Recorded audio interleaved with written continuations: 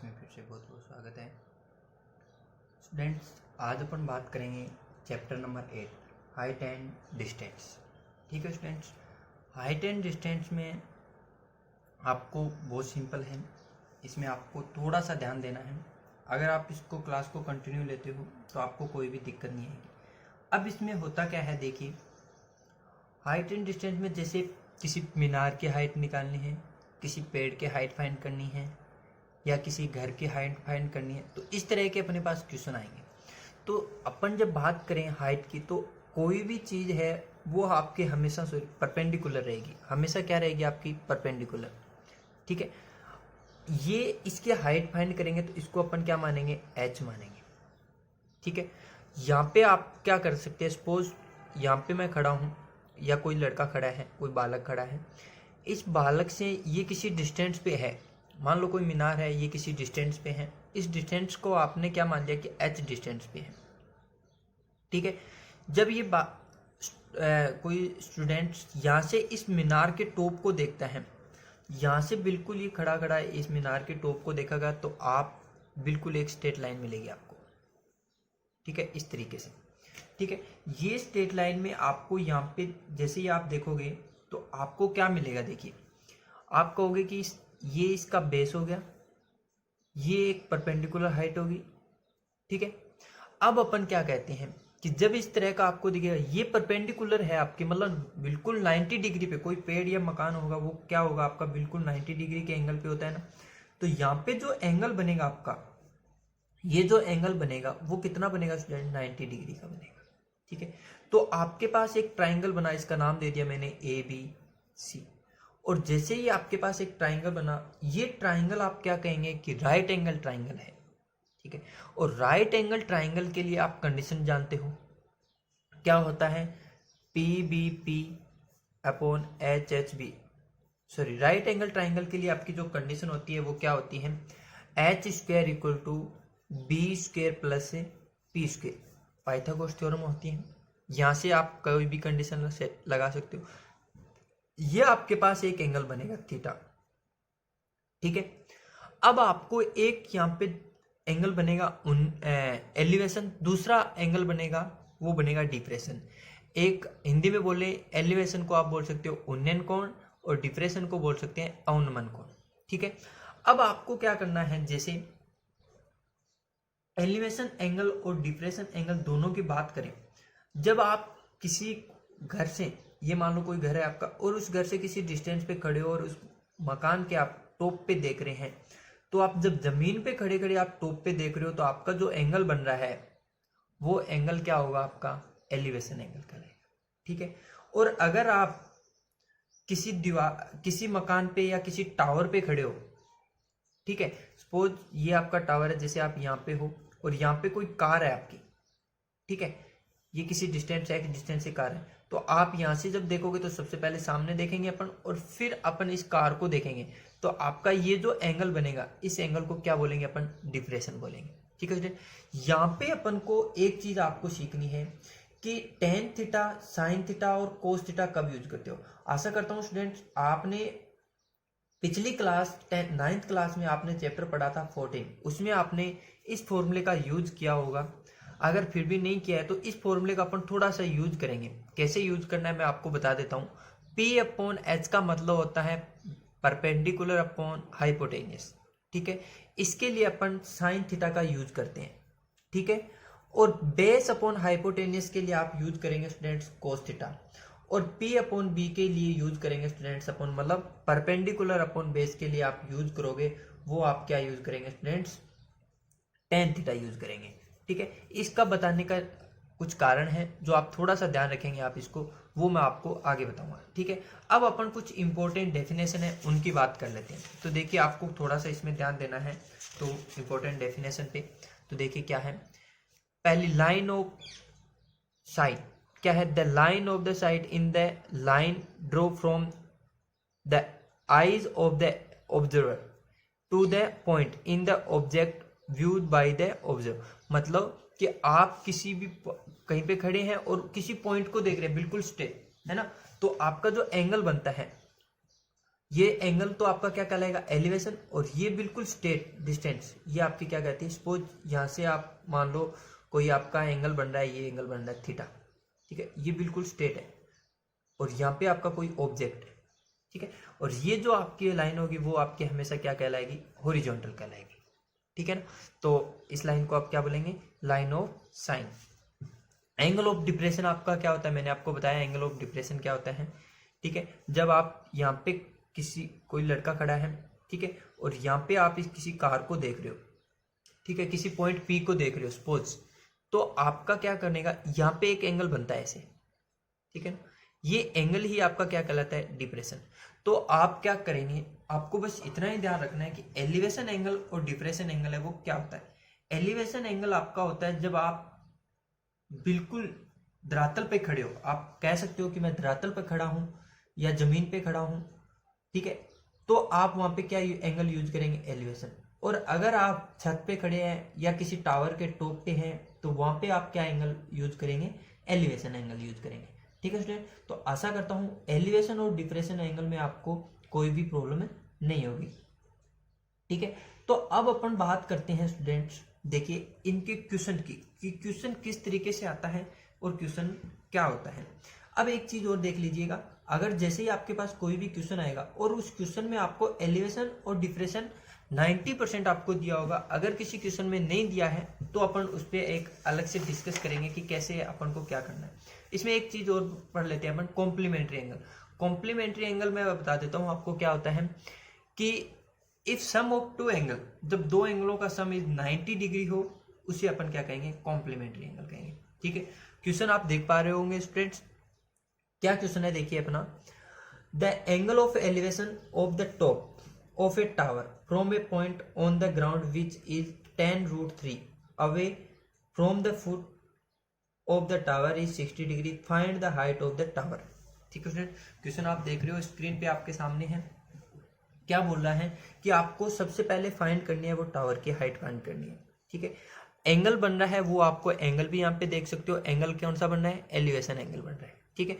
तो जो चीज आपको दे रखी है वो आप चीज लिख सकते हो, ठीक है, जो आपको गिवन है वो सबसे पहले लिखना है। अब अपना सबसे इंपॉर्टेंट चीज बनेगी वो आपका डायग्राम होगा स्टूडेंट। अगर आप यहाँ पे डायग्राम बिल्कुल करेक्ट बनाते हो तो आपका क्वेश्चन बिल्कुल सही रहेगा। तो आपको डायग्राम कैसे बनाना है बिल्कुल मैं आसान तरीके से, सिंपल तरीके से बताऊंगा, थोड़ा सा ध्यान दीजिएगा स्टूडेंट्स। एक बात और बता देता हूँ, अगर आपने हमारा चैनल सब्सक्राइब नहीं किया है तो सब्सक्राइब कर लीजिए पहले से, और अगर आपने लाइक भी नहीं किया है ये वीडियो तो प्लीज़ एक बार लाइक कर दीजिए, ताकि आप मुझे पता रहे कि आपको समझ में आ रहा है कि नहीं आ रहा, ठीक है। तो देखिए सबसे पहले अपन एक टावर बनाएंगे, क्योंकि इसमें किसकी बात हुई है, टावर की हुई है, तो अपन क्या बनाएंगे, एक टावर। मैंने एक टावर बनाया AB, ठीक है, जिसकी हाइट फाइंड करनी थी उसको मैंने H लेट कर लिया, ठीक है। यहाँ से एक डिस्टेंस पे 10√3 ग्राउंड पे कोई एक पॉइंट है, ठीक है, यहाँ B पॉइंट से टावर के फुट से कोई एक पॉइंट मैंने 10√3 डिस्टेंस पे मैंने एक पॉइंट लिया, वो क्या लिया, C लिया, ठीक है। और C पॉइंट से टावर के टॉप को देखने पे जो एलिवेशन एंगल बन रहा है वो कितना बन रहा है आपका, 60 डिग्री। ये आपको क्वेश्चन में दे रखा है, ये डिस्टेंस दे रखी है, एंगल दे रखा है, दो चीज दे रखी है। तो देखिए मैंने AB is a tower let कर लिया, BC आपको यहाँ पे गिवन है कितना, 10√3 जो आपने लिख दिया, एंगल C आपको पता है यहाँ पे कितना बन रहा है, 60 degree. Let H is the height of the tower AB, AB की हाइट है वो आपने क्या ले ली, लेट कर ली, ठीक है। अब आप यहाँ पे देखते हो कि ये कितने डिग्री का एंगल है, 90 डिग्री का। तो यहाँ पे आपका किस तरह का ट्राइंगल बन रहा है स्टूडेंट, राइट एंगल ट्राइंगल बन रहा है। जब राइट एंगल ट्राइंगल बन रहा है तो उस ट्राइंगल के लिए उस ट्राइंगल में अपन क्या करते हैं, राइट एंगल ट्राइंगल में हाइट फाइंड करेंगे, ठीक है। हाइट फाइंड करेंगे तो देखिए एक राइट एंगल ट्राइंगल बना, उसमें मैंने tan 60 यूज किया, क्योंकि मैंने अभी एक बताया था PBP अपॉन HHB। जब आपको हाइट फाइंड करनी है, ठीक है, तो हाइट फाइंड कैसे करेंगे, देखिए आपके पास क्या है, बेस दे रखा है और हाइट आपको फाइंड करनी है, आपको एंगल दे रखा है, तो अपन वहां पे tan थीटा यूज कर सकते हैं। tan थीटा क्या होता है, परपेंडिकुलर अपॉन बेस, मतलब परपेंडिकुलर अपॉन बेस, इन्हीं दो की तो बात हो रही है, परपेंडिकुलर और बेस की तो बात हो रही है, हाइपोटेन्यूज की तो अपन बात ही नहीं कर रहे, तो इसको तो अपन छोड़ ही देंगे, अपन परपेंडिकुलर और बेस को ही लेके चलेंगे। तो परपेंडिकुलर बेस इस में है तो ये जो है परपेंडिकुलर अपॉन बेस वो अपन टेन थीटा के लिए यूज करते हैं। तो देखिए मैंने टेन थीटा की जो वैल्यू थी वो 60 डिग्री रख दी, परपेंडिकुलर जो था वो आपका यहाँ पे क्या है ए बी है और बेस है वो आपका क्या है बी सी है, तो मैंने यहाँ पे लिख दिया। ठीक है, अब ए बी की आपके पास वैल्यू है ना, क्या लेट किया आपने एच, तो मैंने ए बी की वैल्यू एच लेट कर दी। बी सी की जो वैल्यू है वो कितनी है 10√3 है, तो देखिए मैंने बी सी की वैल्यू 10√3।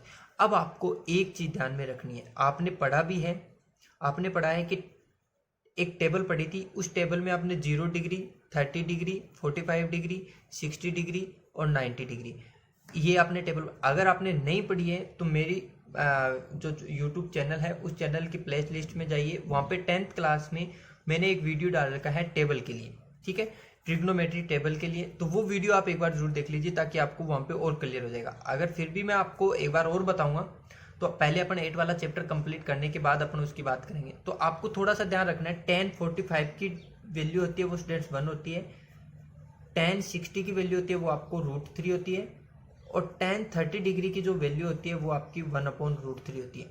ये तीन वैल्यू आपको यहाँ पे याद रखनी है। ठीक है, तो 1060 की वैल्यू क्या होती है आपकी √3, तो 1060 के स्थान पे अपन क्या रखते हैं √3 अपॉन इक्वल टू h/10√3। अब h की वैल्यू फाइंड करनी है अपन को, तो यहाँ पे 1 अपॉन मान लूँ मैं, क्रॉस मल्टीप्लाई करा दूँ तो h इक्वल टू क्या हो जाएगा 10√3 इंटू √3, √3 का √3 से कराऊंगा तो 3 आएगा, 10 का 3 से कराऊंगा तो 30 हो जाएगा। तो h इक्वल टू हाइट है वो कितनी हो जाएगी 30 सेंटीमीटर। ठीक है, ये आप क्या कह सकते हो 30 मीटर। ठीक है, इस तरीके से अपन इस क्वेश्चन को सोल्व कर सकते हैं। देखिए दोबारा देख लीजिए एक बार, थोड़ा सा आपको क्या दे रखा था, यहाँ पे एक एंगल दे रखा था, कौन सा एंगल दे रखा था एलिवेशन एंगल दे रखा था। ठीक है, वो आपने बता दिया कि यहाँ पे एंगल है वो कौन सा है एलिवेशन एंगल है। अब आपको यहाँ पे इस टावर के फुट से आपको ग्राउंड पे कोई एक पॉइंट दे रखा था 10√3 डिस्टेंस पे, वो आपने पॉइंट लिया सी। ठीक है, और एक एंगल दे रखा था आपने कितना 60 डिग्री, तो आपने एक डायग्राम बना दिया और इस डायग्राम को देखते हुए आपने tan थीटा यूज किया, tan थीटा को यूज करके आपने क्वेश्चन को सोल्व किया, आपका आंसर आ गया। नेक्स्ट क्वेश्चन एक और है वो देख लीजिए स्टूडेंट्स, आपका क्या है, अगर ये क्वेश्चन भी आपको अगर अच्छे से समझ में आया तो ये क्वेश्चन वो और भी ईजी रहेगा आपके लिए।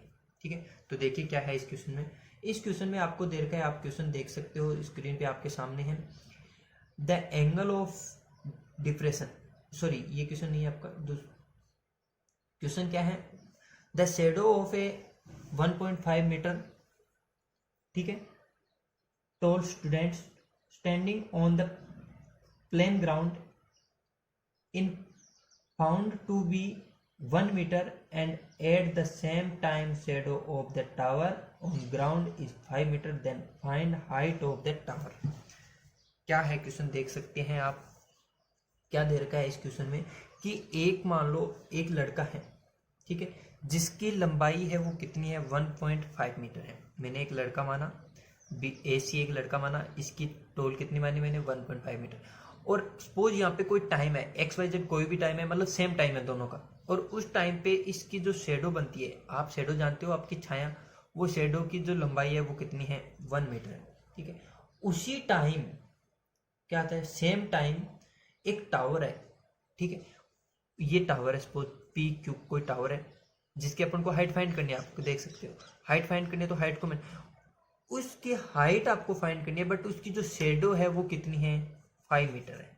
तो आप क्या बताइए यहाँ पे हाइट फाइंड करेंगे, अपन को क्या करनी है हाइट फाइंड करेंगे नहीं है, तो अपन ने डायग्राम बना लिया। सबसे पहले क्या बनाया 1.5 मीटर टॉल स्टूडेंट्स, उसकी शेडो बना ली 1 मीटर, और यहाँ से इस पॉइंट को इस पॉइंट से जो ज्वाइन किया तो आपके पास राइट एंगल ट्राइंगल बन गया। सेम की सेम कंडीशन अपन ने यहाँ पे अप्लाई कर दी, दोनों में आप अच्छे से देख सकते हो। अब आपको क्वेश्चन कैसे करना है, देखिए गिवन देर का length of student AC equal to 1.5, AC की वैल्यू कितनी है 1.5 metre, shadow of student BC की डिस्टेंस कितनी देर की है 1 मीटर। ठीक है, in a right angle ACB right angle बन रहा है, राइट एंगल में आप यहाँ पे परपेंडिकुलर और बेस की बात हो रही है तो tan थीटा यूज करेंगे, तो tan theta equal to AC upon BC बोल सकता हूँ मैं। AC की वैल्यू आपको कितनी है 1.5 और BC की वैल्यू कितनी है आपके पास 1, इसका मतलब tan थीटा की जो वैल्यू है वो आपके पास कितने आ जाएगी 1.5 आएगी, क्योंकि tan थीटा को 1 से मल्टीप्लाई कराएंगे तो tan थीटा की जो वैल्यू है वो कितनी आ जाएगी 1.5। यहाँ तक आपको इस diagram right angle triangle ABC के लिए कोई प्रॉब्लम नहीं होगी। अब आपको क्या करना है, देखिए नेक्स्ट जो डायग्राम है उसके लिए अपन क्या करेंगे, now it is the given that length of the shadow of the tower Q R कितनी देर की है 5 centimetre, let the height of the tower H, आपने हाइट है वो क्या मान ली एच मान ली। तो आपका राइट एंगल ट्राइंगल बना पी क्यू आर, तो पी क्यू आर बना, पी क्यू आर में आप टेन थीटा यूज करेंगे क्योंकि बेस और परपेंडिकुलर की बात है। तो क्या होता है परपेंडिकुलर अपॉन बेस, तो P Q upon cubic, cubic P Q की जो वैल्यू है वो एच है तो एच रख देंगे अपन, क्यू बी की जो वैल्यू है वो आपके पास 5 है तो मैंने 5 रख दी। टेन थीटा की वैल्यू आपको आपने फाइंड कर ली कितनी 1.5। अब ये जो 10.5 है 1.5 है वो टेन थीटा की वैल्यू है, ये वैल्यू अपन को यहाँ यूज करनी है इस टेन थीटा के स्थान पे। तो मैंने 1.5 रख दिया, अपॉन में 1 माना, क्रॉस मल्टीप्लाई कराया तो h को 1 से कराएंगे 1, 5 का 1.5 से कराएंगे 1.5 इंटू 5, यहाँ पे मैंने लिखा है tan theta equal to 1.5, multiply कराएंगे तो 15 5 था 75 होता है, एक के बाद डेसिमल था पॉइंट था तो पॉइंट लगा दिया। तो एच की जो डिस्टेंस है वो कितनी आ गई स्टूडेंट्स आपके पास 7.5, तो 10 height of the tower is 7.5 metre. तो इस तरीके से आप क्वेश्चन को सोल्व कर सकते हो। सबसे इंपॉर्टेंट क्या रहा है यहाँ पे डायग्राम, सबसे पहले अपन ने क्या बनाया डायग्राम, तो आपको हर क्वेश्चन में क्या बनाने हैं स्टूडेंट्स, सबसे पहले डायग्राम बनाने हैं और उसके बाद क्वेश्चन को सोल्व करना है। तो आशा करता हूँ स्टूडेंट्स आपको आज की क्लास बहुत अच्छे से पसंद आई होगी। अगर आपको अच्छा लगा है तो प्लीज़ कमेंट बॉक्स में अपना नाम और एक कमेंट बताइए कि आपको क्लास है वो कैसे लगी। ठीक है स्टूडेंट, तो आज के लिए बस इतना ही। नेक्स्ट क्लास में अपन बात करेंगे इससे आगे के क्वेश्चनों की, और आपको अगर अच्छा लगा है तो आप अपने दोस्तों के साथ शेयर भी करिएगा और उनको चैनल को सब्सक्राइब करने के लिए भी बोलिएगा। तो आज के लिए बस इतना ही, धन्यवाद।